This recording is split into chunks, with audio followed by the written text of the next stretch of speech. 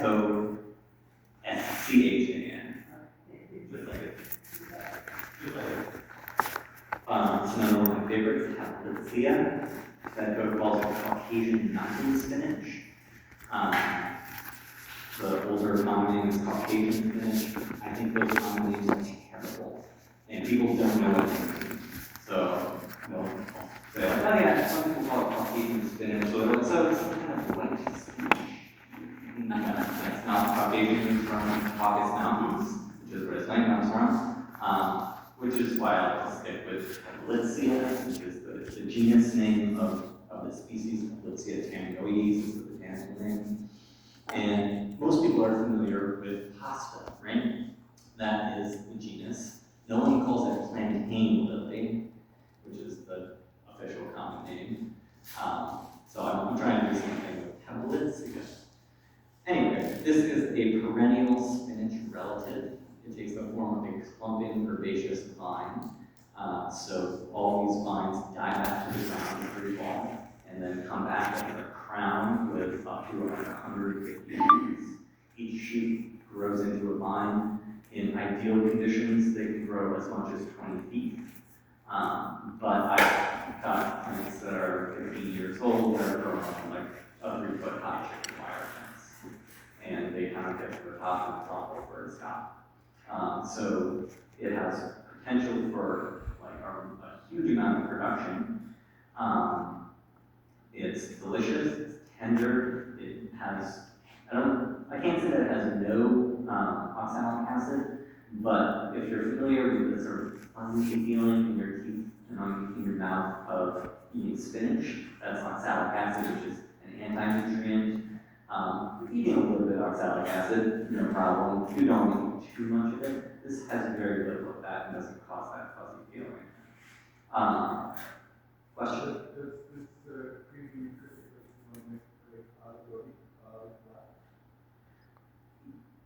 What was the first part of the question? I don't know. It cooks down a lot. So if you wanted to replace cooked spinach with this, it works well in those recipes, but you just gotta harvest a bunch because the leaves are a little bit lighter textured than spinach, so you need to harvest a lot, but there's a lot there to harvest. The leaves can be as big as about this size, and I think it grows best for production of leaves in park shade.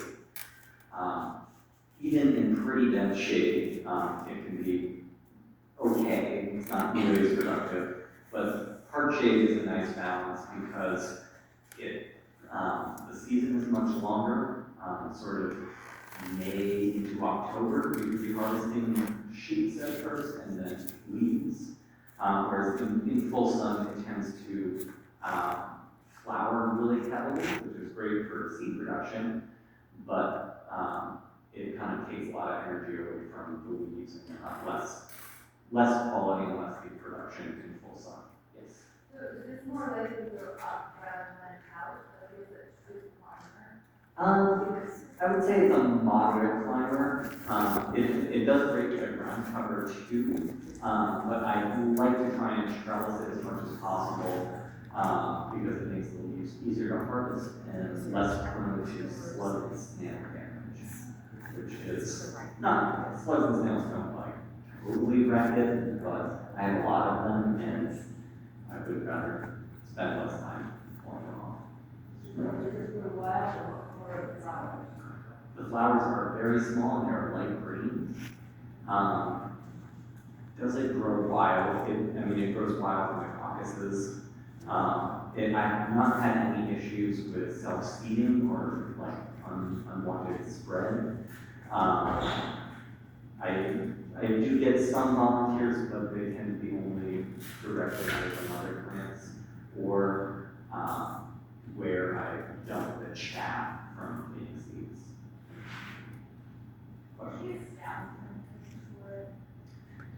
They can be a little finicky to get going. And I guess just like planting out at a pretty small size. They don't seem to like be being in a pot for a long time. Pretty consistent watering as they're going, like, the first few weeks especially. And weak acidic soils, they seem to not like that much. So like the type of soils is like pine and green in general. So amending the soil where you want to grow with some nice compost and potentially something high in calcium like seashells or pine or what have you to kind of bring that acidity down a little bit.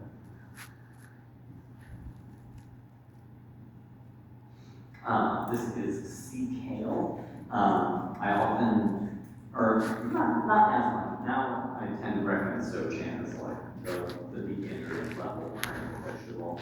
But I, for a long time, recommended sea kale. Pretty easy to grow, likes full sun and not much competition. So this one is well suited to sort of traditional vegetable garden conditions.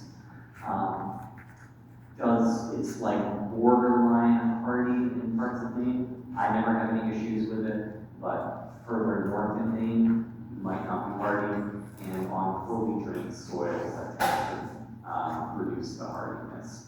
So well-drained soils are important for this one. One of the reasons that I recommend this, especially for beginners, is it has a lot of different harvest windows, and each of those harvests resemble a familiar crop. So the young leaves taste very much like kale, the mature leaves taste like collard greens, the flower buds taste like broccoli. The flowers resemble a familiar crop, but are heavily honey scented and are just very attractive to syrphid flies as well, which are a large group of beneficial insects. And then the immature seed pods are a pretty minor harvest, but they do taste just like snap peas. So overall, pretty easy to grow, beautiful plant, and many different things you can harvest from this one plant. Yes. Are those the flowers that we're seeing there? Yes. Is that where the flowers come? Yes, they- I almost never harvest the flowers. They are edible. I have eaten them before. I just would rather have either the flower bud or the young seed pod. Plus, if you leave the flowers to the seed pod stage, you get the benefit of the feeding certain flies and attracting those. Do you use the seed pods cooked or raw or either way? I can eat them raw. And same with the leaves, right? Yeah, you could do them either way. It's a pretty substantial leaf, so when they're good raw, but they don't cook down a ton when cooked, which is kind of nice.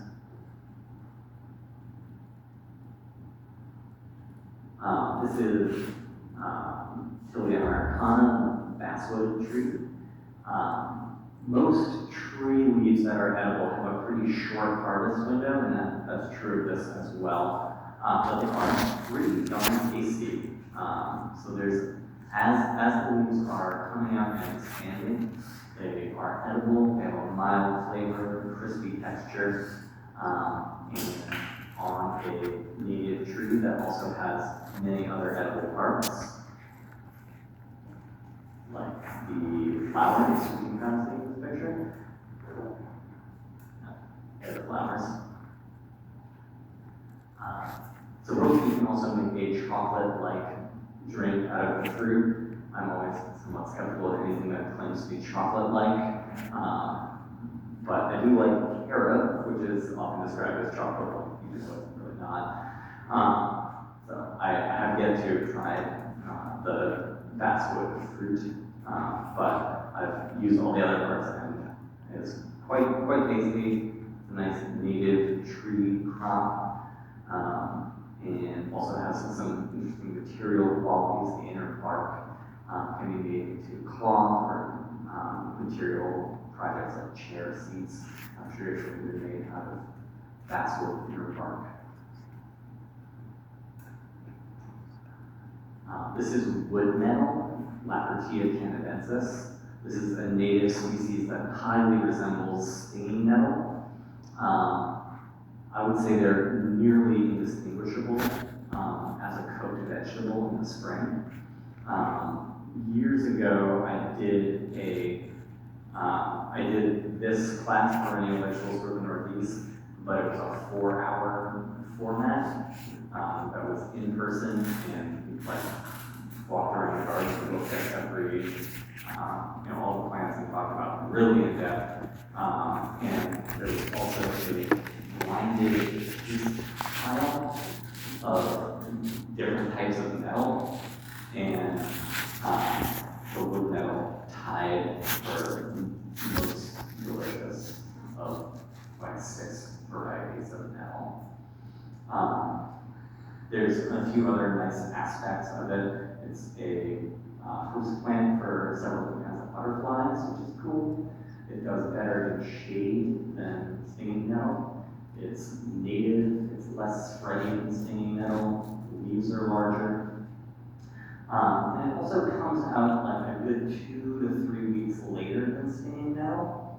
And both of these plants have a pretty long harvest window, but are really fast when they're sort of at the young tender stage. So if you like nettles, you can grow both stinging nettle and wood nettle and have a substantially longer harvest season, where you can have access to young leaves. And you can kind of stretch that out almost indefinitely by harvesting the stinging nettle pretty heavily in early spring, as opposed to the wood nettle, harvesting that heavily.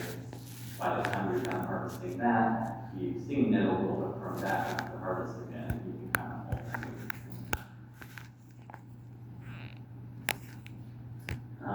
This is Sedum suave, or water parsley.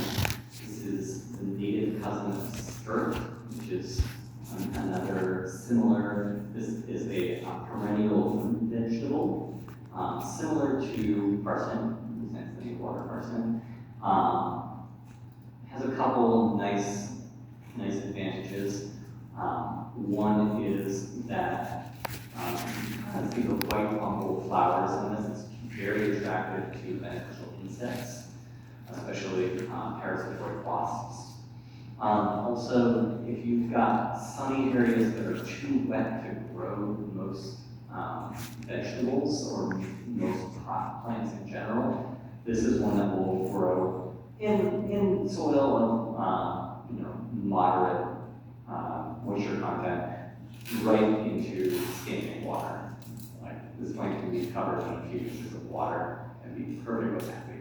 So for those really wet spots where you want to grow something edible, this is a great option.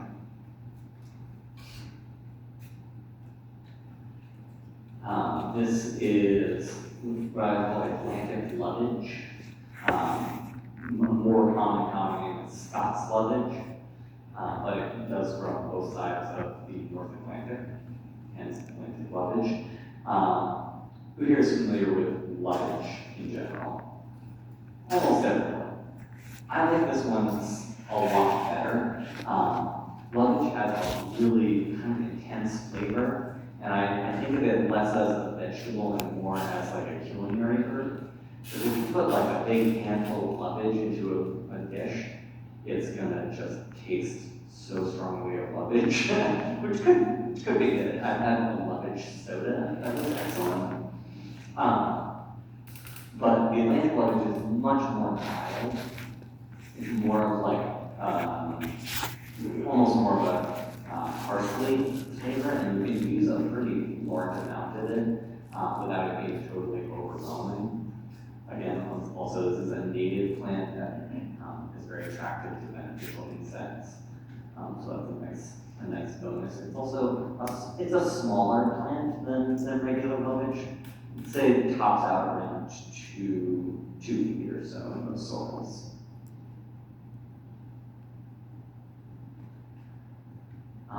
These are the tubers of the woodland sunflower, Helianthus stromosus. Lots of people are more familiar with Jerusalem artichoke or sunchoke, Helianthus tuberosus, which is really more of a Midwestern species. Sunchokes have been here probably for at least 1,000 years. They were cultivated by numerous groups of indigenous people, and there are sunchoke plantings in New England that are like supposedly over 700 years old and still there. But this species is much less familiar to people and is actually native to Maine. There are also larger and smoother tubers on this particular variety than any of the sunchokes I've ever grown. Yes? So when people have difficulty digesting like Jerusalem artichokes, are these comparable in issue. terms of Yeah. that issue? Yeah, they're very closely related. They also store their starch as inulin, which is great for your microbiome, good for diabetics, can be hard to digest for some people, and often that can be mitigated or that problem can be eliminated by either fermentation or really long, slow cooking or pressure cooking. So if you want to be eating these species, but have had, say, negative reactions to them, try cooking them for a really long time at really low temperature, or pressure cooking them, or fermenting them, and you might have better results. But the largest tuber I've ever grown of these was almost a pound just for one, and I've gotten over 10 pounds of tubers from planting a single tuber. Helianthus stromosus, and the straight species, the tubers are like narrow and tiny. This one is a cultivar called Chinese, which is weird because it's a plant native to Eastern North America. And my understanding of what happened is, at some point this was imported to China. They did a bunch of breeding work, and it was exported back to North America. So now we've got this improved variety of a native species with breeding work happening in China. Question? Are you saying that the presence of these in the environment indicates control of your indigenous variety? Not for this species, or probably not for this species. For Helianthus tuberosus, the like regular sunchoke, yes, those were absolutely brought to this part of the world by indigenous people through trade routes. And large populations, like big stands, those are often remnants of indigenous agriculture.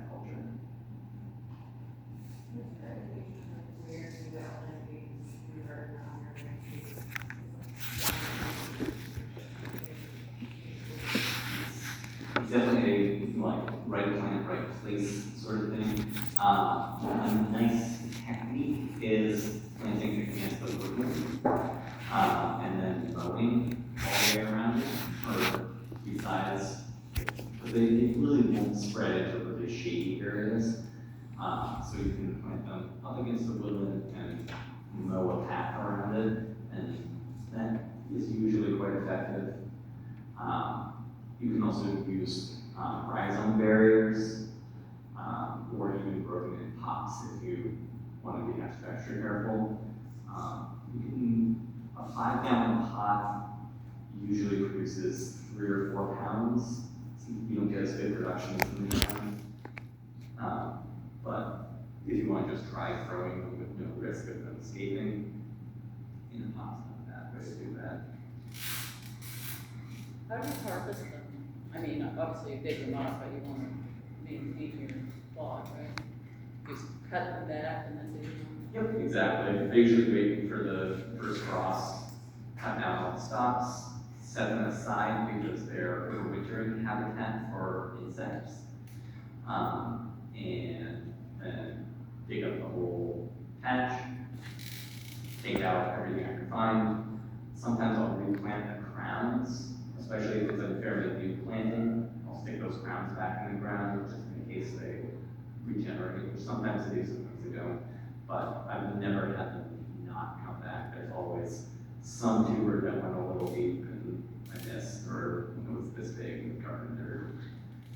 You talked about fermenting them, does that make them more digestible, or you still have to cook them after you have trouble with it? Yeah, it seems to be somewhat different from person to person, probably based on your personal microbiome. But I think often once they're fermented, you eat them raw, and they kind of have a crispy texture, kind of like a water chestnut. But as with any new food, I would recommend eating just a little bit the first time and see how it goes. This is the flower that helianthus, quite pretty, good for pollinators. Another thing I like about this species compared to sunchoke is they bloom earlier. A lot of sunchoke varieties bloom so late that they're great, still great for pollinators when they don't set seeds. These will set seeds and birds like to eat them, so it's an extra sort of habitat benefit. And that's what cool looks like. For comparison, here are some regular sunchokes.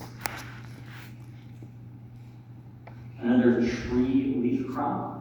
This is Tuna sinensis. This is a tree leaf crop from China.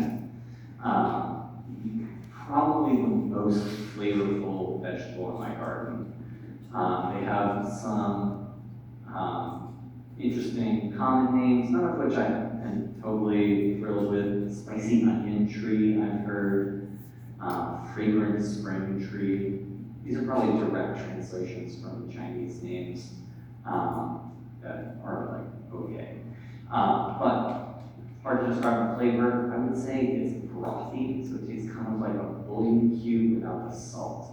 But like a rich, savory, umami flavor. Pretty amazing for a tree leaf. These are actually, while they look a lot like a sumac, they're actually members of the mahogany family. And they tend to not be fully hardy in name, meaning they'll die back to the ground and sprout back up, which is great for harvesting leaves, because their growth form would mean if they didn't grow like that, the leaves would quickly go out of reach. I have some potentially more and better adapted genetics that I've planted recently that have had minimal dieback, and I might just start coppicing them. So they're now 10, 15 feet tall, and if they don't die back this spring, I'm just going to cut them in the ground and let them summer back up. Tuna sinensis, Tona sinensis.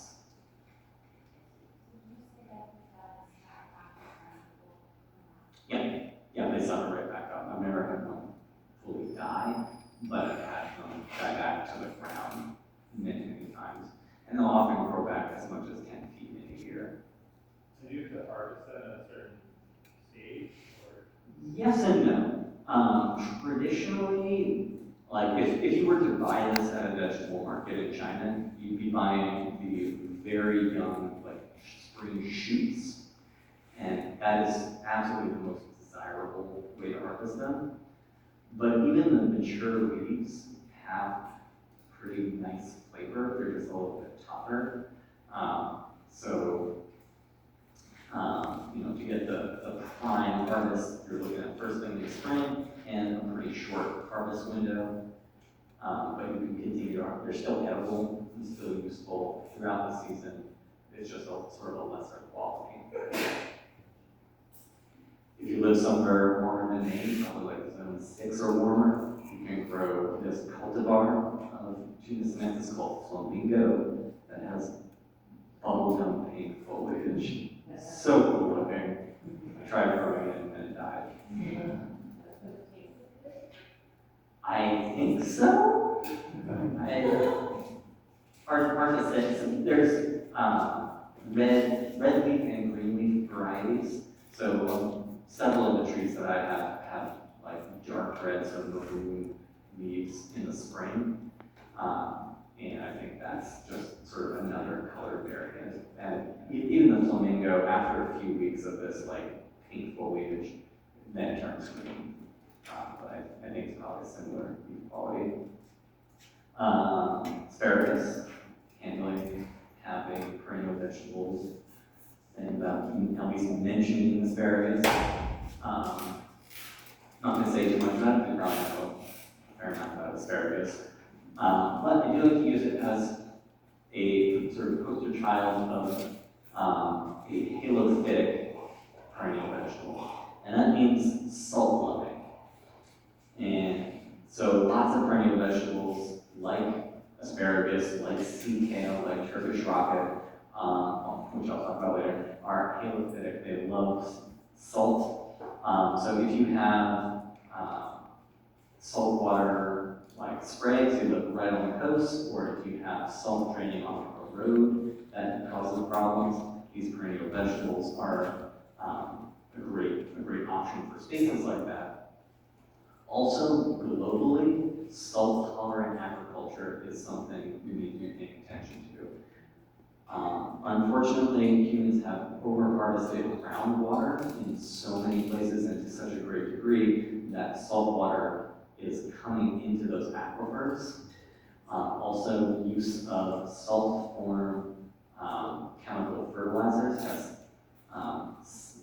added to the salt load of many agricultural soils globally. So to be able to have food crops that can tolerate or even thrive in these salty environments is really important. What is the soil requirements for asparagus? Well-drained, high carbon, like most things, makes them most happy. They do prefer a little bit of alkaline soil, so you can amend with a little bit of wood ash or lime if you have acidic soil. Question there? Yeah, do you know how sensitive it is to pollution? Like, would it be possible to take 5,000 buckets of harbor water? Or would it not, like, potentially with things that are in the harbor water besides salt? I would say not sensitive at all. And taking, like, if you live by the coast, like watering halophytic crops with seawater is great.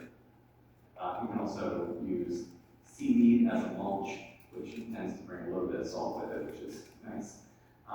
They don't need salt per se, but it does, seawater also brings along a lot of micronutrients, which can lead to improved flavor, which is nice. It also reduces weed pressure. Asparagus would rather not have much weed competition. You would just get better production. And if the soil is salty, the asparagus is going to be fine with that, but there's many weeds that won't grow in salty soil. Question in the back. Am I remembering that this is one of the plants that has really long roots, like many, many feet? Yes. Okay, all right. Yeah, when you plant asparagus, you usually plant 1 or 2 year old crowns. You can grow them from seed, but it just makes the process take an extra year.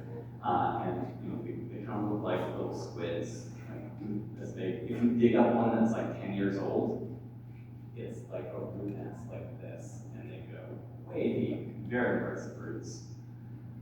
Was there a question over here in the front? Do you happen to know if the asparagus still allows you to salt and healing? It's a great question. I do not know. That could be in, like some people say asparagus tastes better if you put salt on it, like in plump soil, and that could be the asparagus by accumulating salt, and it just makes the salt taste better. That's possible, but I don't actually know. If you have an older asparagus bed, do you need to separate the crowns? Seems like I dug some up recently and there were a whole bunch of crowns all in one spot. I've never seen an asparagus bed that needed that.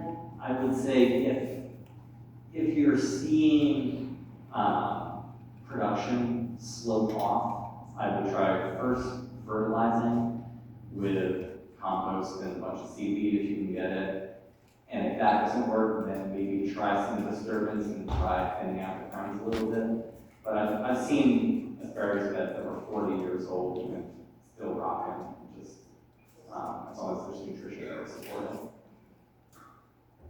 I've never had so many questions on asparagus.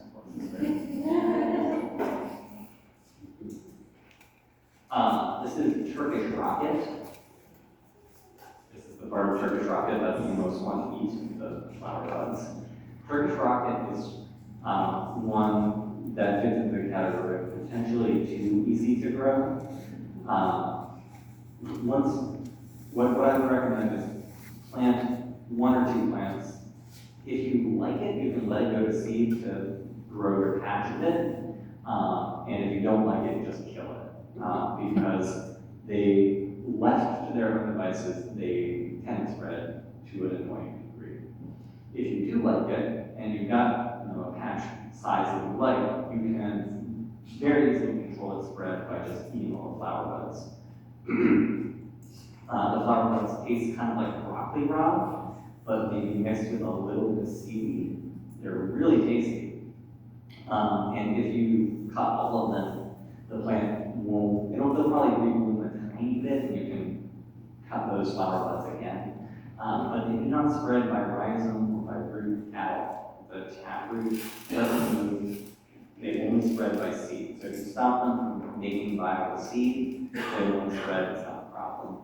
It's also a plant that I don't, like, with proper management, I don't consider to have much invasive potential.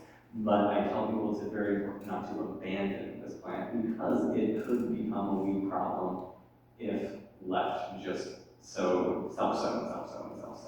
So if by planting this, you're taking on some responsibility to either pass that responsibility to the next person or get rid of the plant when, if you're leaving this garden space or whatever, you want to remove that plant on your way out.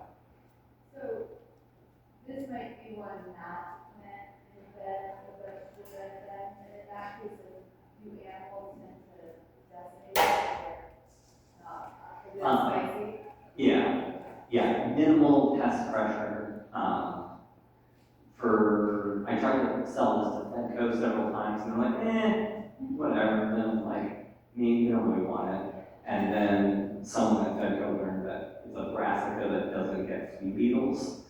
And they're like, oh, well, that's the selling point.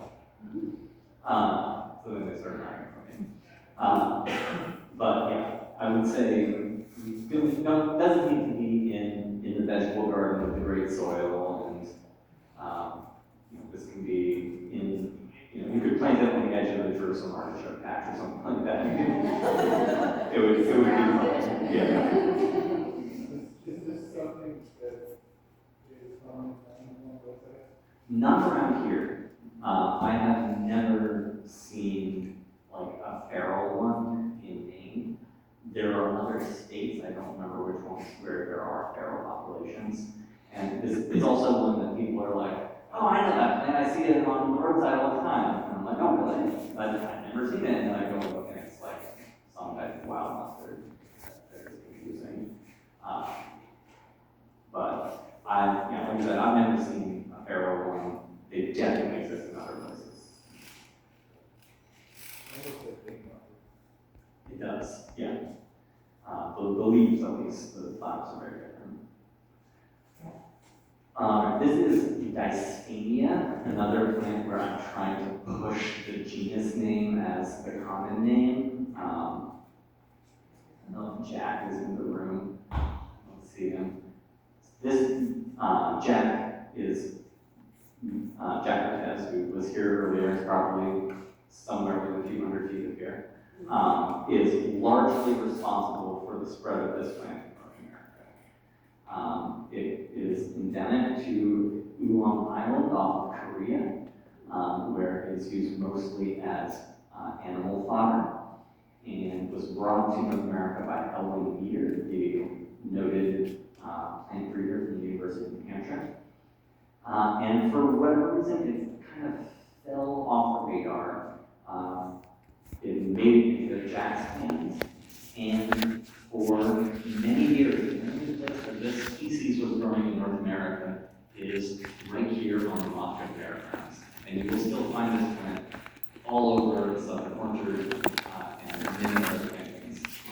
Mafia. Almost all of the plants of this species grown in North America are descended from plants that were grown here on the fairgrounds. Pretty. What's the common name? Well, Jack gave it the name wild celery at some point, which is a terrible common name. Also, Korean pig plant, also not a good common name. I encourage people to call it Dystania, which is the name of the genus. Dystania, and all the new plants I've talked about so far are in the handout also. So if you got that, and you didn't see me at the end, and I'll help you get it. So this plant tastes more like celery than any other perennial I've ever tasted, and I've tasted many. It is abundant. You can harvest up to 3 times a year. It is very nutritionally dense, hence why you would use this animal fodder, which it's great for. It has more total digestible nutrients than alfalfa, so a lot of food value there. It's also pretty. It has big white umbels that are very attractive to many different kinds of insects. It's difficult to see on this picture, but there's at least 10 species of insects feeding on this plant in this photograph. And I saw species of wasps and beetles when this started blooming in my garden that I'd never seen before. Which is weird, because usually when you're like, oh, I want to attract more insects, you want local ecotype native plants that have been here for thousands of years, go along with insects. But sometimes you get a random oddball from Korea that is also extremely attractive. Question? Yeah, I was wondering, I have found two topics up. Is there a season that's best for harvesting it?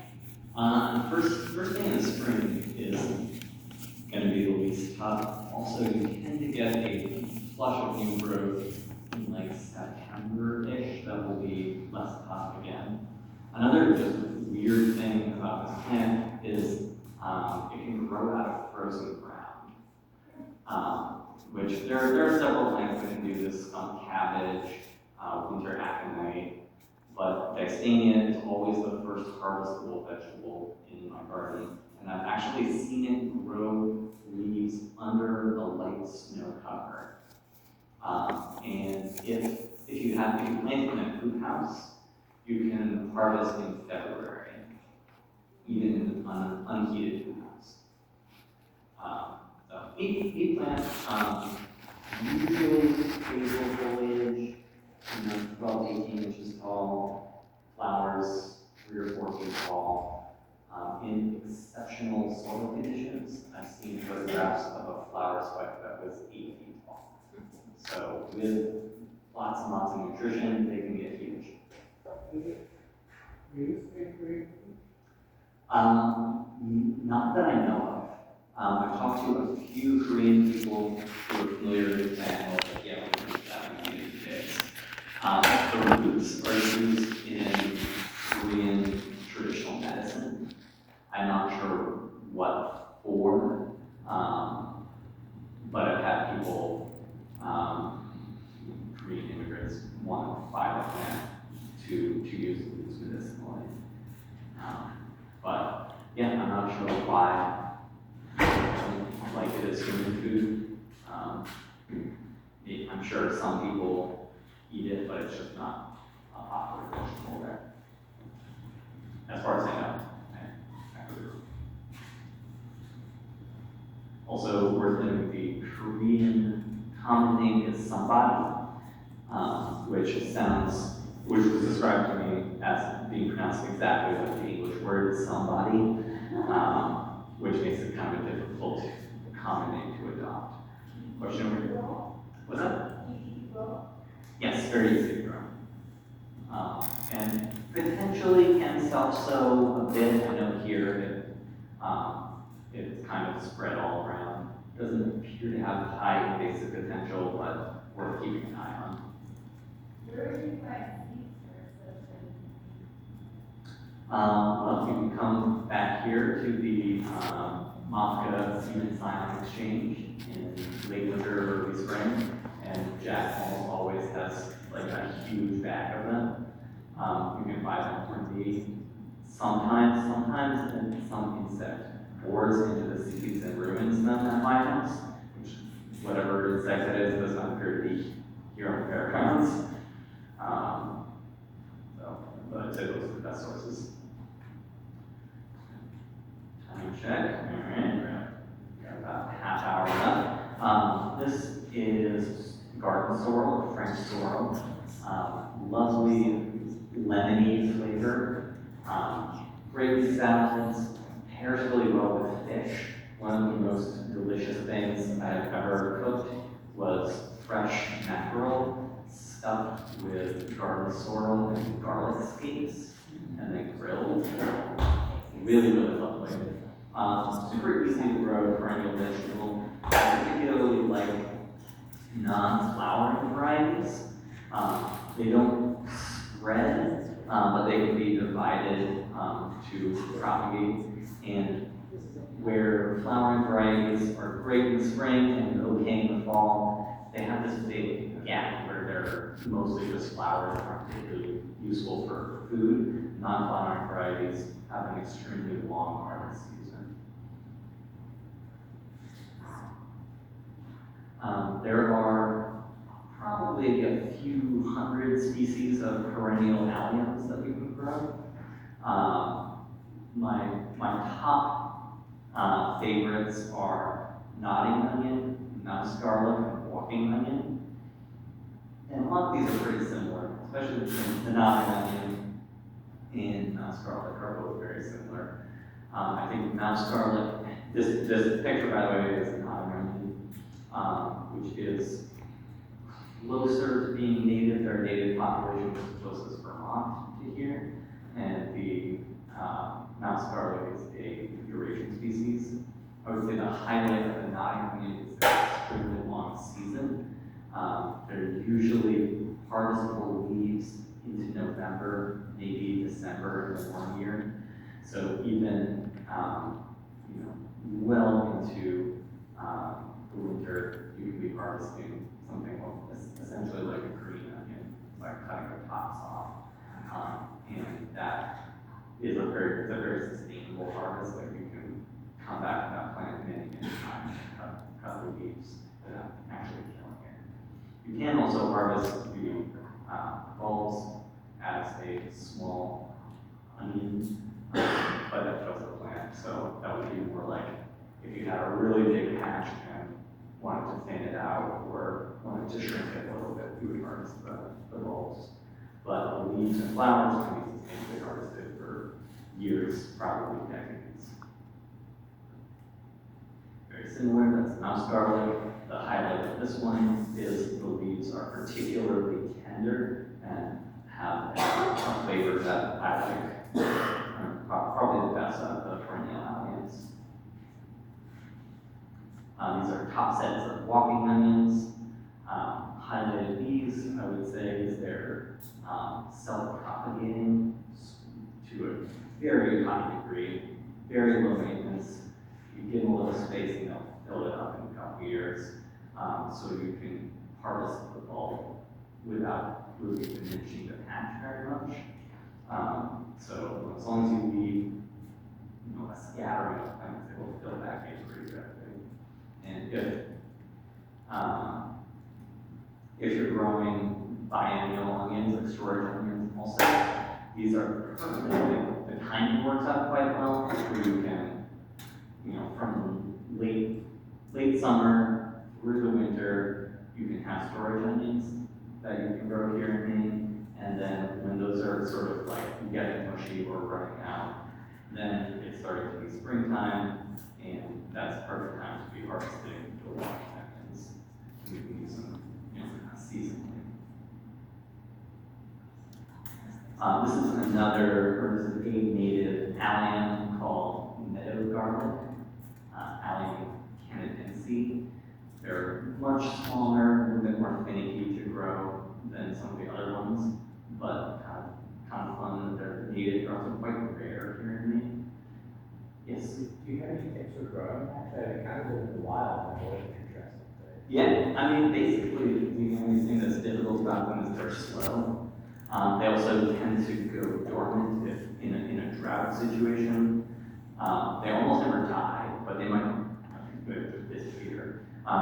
So the complication is they're officially an S1 threatened species, so you're not supposed to harvest them at all. But in some places they're actually locally abundant. So I wouldn't recommend taking a lot from anywhere, but you could take a few bulbs if they were locally abundant. Grow in a garden in a sunny spot, especially if it's a wet spot. Maybe work with areas of floodplains, if you got that to work with, and they'll expand exponentially if they're happy. And then you can use the spring cleans as food. You can also harvest these top sets as food once once you got a good patch going. Most top sets like these have a papery outside. The Allium canadense, when they're young, don't have that, so they're really easy to use in cooking. You're probably familiar with chives, perfectly good perennial allium. Ramps, we have a lot of play recently. They are native here. They are not super hard to cultivate, but they are slow to establish. Like probably years before you harvest anything, and then you'll be like taking one leaf at a time.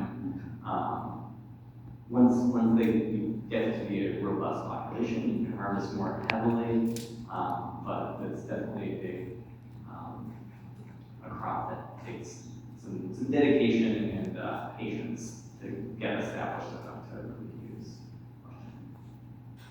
Do you have to take action to develop the other sections? Not particularly. It depends on how much pressure there is from other plants. If there's low pressure, probably with a little bit of light weeding. If there's higher weed pressure, you need to do more weeding. But it's basically just, put them in the ground in suitable conditions. They need fairly rich soil, like you would find in a sugar maple forest.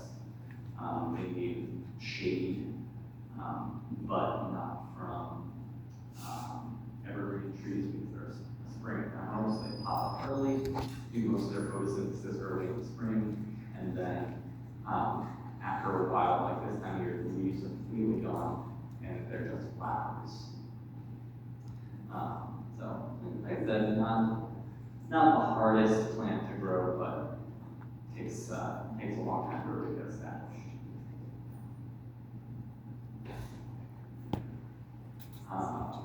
This is Robinson's, another perennial allium. This is Allium tuberosum, or garlic chives. I would say this one is also very similar to mouse garlic and nottingham.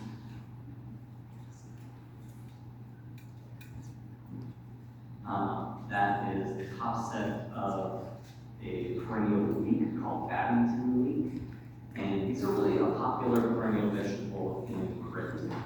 And I've been growing them for a few years, and I haven't had great success with them, but it's one that is probably worth experimenting with if you are interested in perennial vegetables and want to try a perennial leek. There's, like I said, a million perennial alliums are all edible. This one is more ornamental. It's called witch's garlic. Moving on from alliums. This is another spinach relative. It's called Good King Henry. Some people don't like it. They call it Bad King Henry. I would say, as a fresh green, it's terrible. Tastes like soap. But if you cook it, that totally goes away, and I think it's an excellent replacement for cooked spinach. Almost, you almost can't tell the difference. And it's much easier to grow. It's perennial. It has a huge taproot, really robust. Also, if you grow a big patch of it, you can collect the seeds and eat them. They're similar to quinoa. that would, it's kind of only relevant if you have a significant amount of it, or else you'll have like this much seeds, so like one meal for one person. But a great perennial alternative to spinach. This is European lovage, and we're starting to run out of time, so I'm going to pick up the pace, and I will be available after my presentation for questions. Another thing with European lovage, the biggest thing with European lovage is you don't use a whole lot of it. You have these beautiful, tender shoots in the spring. It's really easy to want to put like a double handful in your stir fry or whatever, and then it's just like overwhelming lovage flavor. Stinging nettles, I already kind of talked about them compared to the wood nettle. They're also excellent, highly dense in nutrients, delicious. Anything that you would use cooked spinach in probably will taste better with cooked nettles. A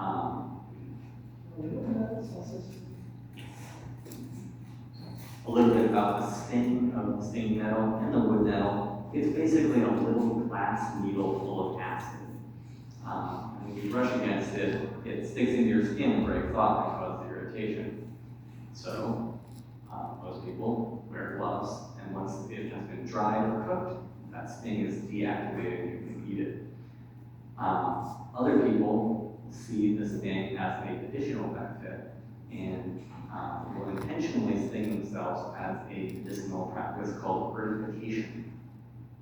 And this is used in the same way that bee stings are used. So for tendinitis and arthritis, you sting the affected area, it hurts, at that time, it might get a little bit inflamed, and then when that inflammation clears, it tends to clear the chronic inflammation of the arthritis or what have you. Science on this? But it's a fairly mild thing, and if you find that it helps you, then great. If you find that it doesn't, then don't do it anymore. This is the flower of the groundnut, Appius americana. That's the tuber. This is a nitrogen-fixing herbaceous vine. Loves wet soils, loves sun, loves to spread everywhere. They're native, they're pretty tasty, kind of like a nuttier potato. Unusual in that this is a high-protein tuber. This was a staple food for many different groups of indigenous people pre-colonization, and it has a lot of potential to be a staple food in the future. In order for that to happen, we need to relearn systems to grow this plant effectively or develop new systems, and probably do some breeding work to optimize the genetics of the plant to work within whatever system we're trying to grow it.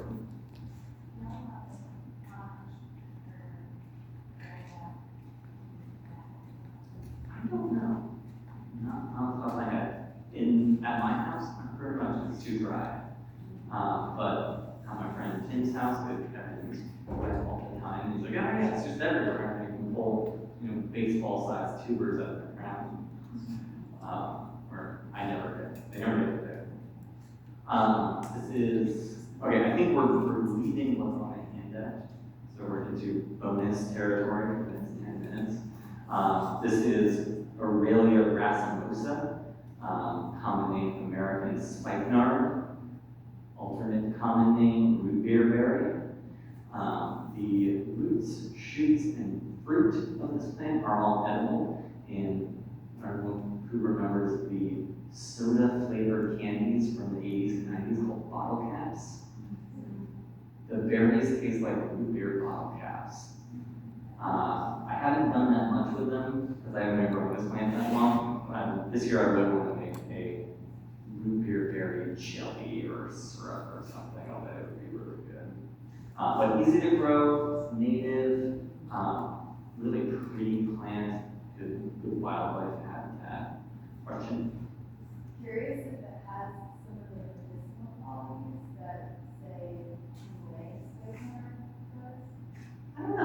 lots of different Aurelia species that are used medicinally throughout the world. I know it has been used medicinally by several groups of indigenous people.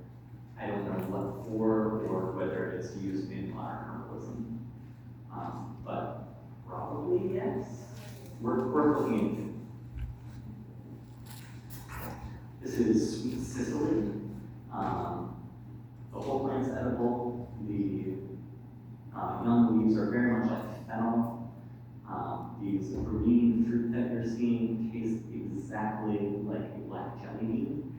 And these starchy leaves are like a misflavored potato. And the green seeds taste so much like a black jelly bean that my kid used to call them candy flowers.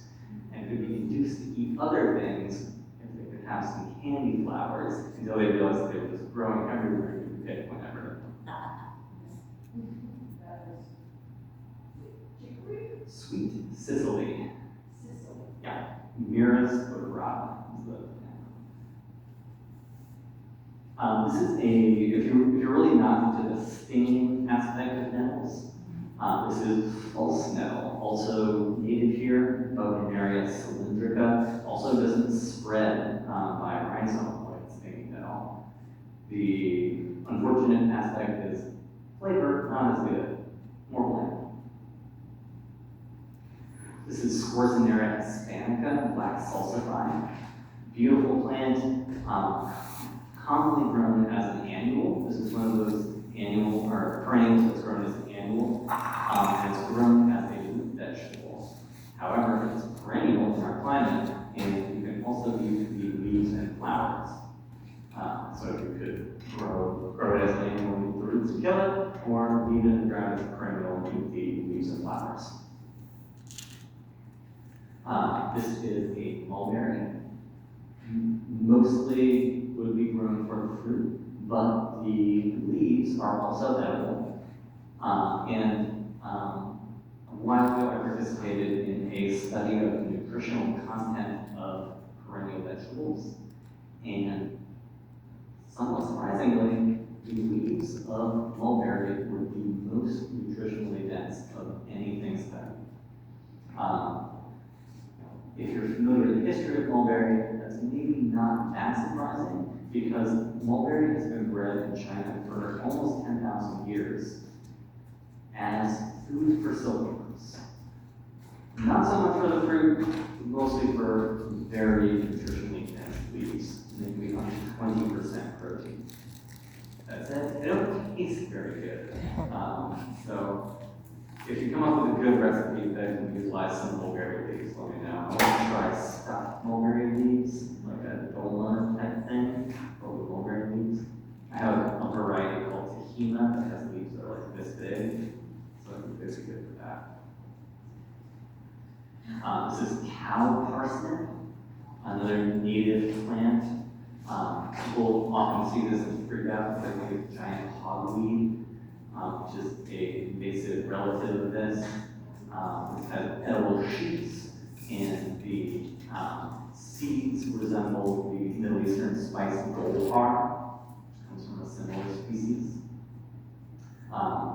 Great pollinator magnet, really existing ornamental, because these can get like 10 feet tall, and have flowers that are like this big. This is Ligularia fisheri, or gum tree. This is another Korean perennial vegetable, and I don't remember the Korean word. There's a whole class of Korean vegetables that are used as edible wrappers for food. So the food is made similar to like a burrito, where you have a filling and then you have an edible leaf that you wrap the food in, and that's one of the traditional uses of this plant. Ligularia fisheri.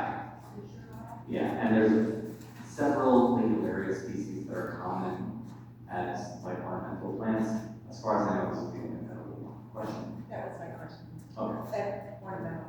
Yeah, I don't think the other species are edible that anywhere. These are the fruit of American pokeweed. Pokeweed. These are the shoots, this is the part you would eat. Way back in this presentation, I mentioned bad information about milkweed, that you have to boil it in multiple changes of water. This one you actually do need to boil in multiple changes of water. The whole plant is incredibly toxic, except for the shoots, and only if you cook them really thoroughly in multiple changes of water. It's a fair amount of work, but this plant is also very abundant, aggressive, and a great habitat plant. It's bizarre to me that of these thousands of edible species that grow in North America, this for a long time was like the most foraged wild food. Until like 10 or 15 years ago, there were commercial canneries that canned poke greens.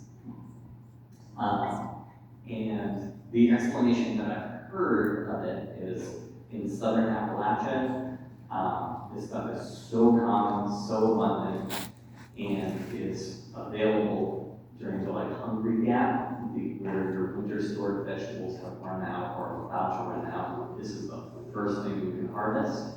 So you would spend all day, for a few days, get everyone together, harvest a shitload of poke greens, cook them, can them, and it's just like this super abundant, nutritionally dense vegetable food. And then for the rest of the year, yes. I did just want to add, I grew up in North Carolina, and there's poke patches there where you could get like 20, 30 pounds of shoots and just like blanch them all, like cook them, and then freeze them, and you've got poke patches here. Yeah, totally. So it makes, like, to make one meal from like this amount of shoots is like, whatever, it's too much work. To collect 20 or 30 pounds of it, and then spend a few hours, process it, can it, freeze it, makes a lot more sense from like a time and economic standpoint. Also, those berries are beloved by birds. However, you do not want this going to seed in your garden because it will take over. So excellent habitat restoration plan. Like, if you've got just tons of invasives, you can knock back the invasives with 10 much oak and have a much better situation. You do not want to put this like in the corner of your vegetable garden. Two other quick anecdotes. I have a sign in my garden that says, "Don't eat anything you can't identify," because someone came to my garden one time and bought some plants from me. I was like, "Oh, can I look around the garden?" And I said, "Yeah, go for it." And like helped another customer, and he came back and was like, "What are those purple berries? They taste so good." I was like, "How many did you eat?" He's like, "Oh, 2 or 3." I'm like, "Okay, those are pretty poisonous. I hope you didn't chew them up too much, but you'll probably be fine." But don't eat things you don't know what they are. This was an adult, like not a child.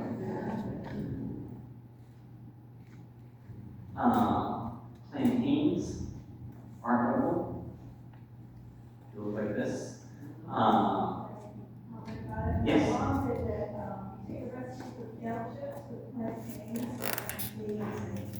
Excellent. Good point. I was going to mention that. I think that's probably the only way they actually taste good.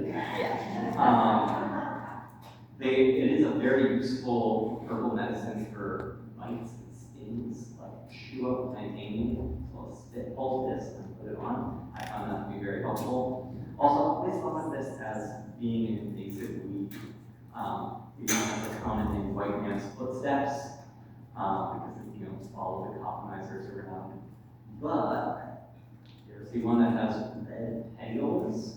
This is Plantago kellii, which is a native plantain that is very much like Plantago major, the European plantain. So it's kind of a cool toppy thing. Rhubarb, probably do with rhubarb.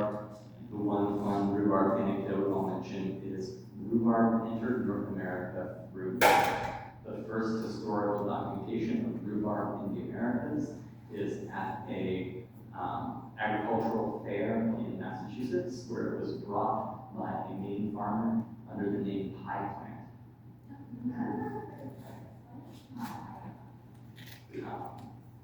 This is one of the few genuine heirlooms that are in my garden. I call it Dunphy rhubarb, and it's been grown by at least 5 generations of my partner's family.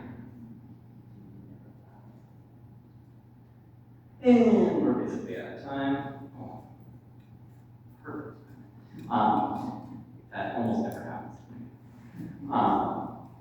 If you're interested in further reading, #1 resource, bar none, is Around the World in 80 Plants by Stephen Barstow.